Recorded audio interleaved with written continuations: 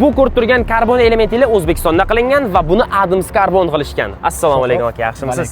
Rustam aka, bu BMW M8 ni necha kunda bitirdinglar? Adashmasam 3 kunda. 3 kunda shu holatiga keldi. Да. Потому что клиент заказ qildi bizga. Biz detallarni полностью yasadik, изготовить qildik, tayyorladik. Mashina keldi, 3 kunda установка bo'lib chiqib ketdi.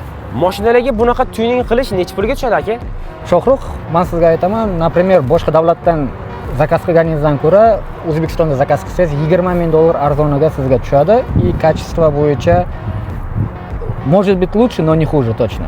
O'zbekistonda shunaqa karbon sohasi rivojlanayotganidan xursandman aka. Biz ham xursandmiz, biz faxrlanamiz, то что shunaqa качествоga chiqdik уже, Xudoga shukr, в маленький срок.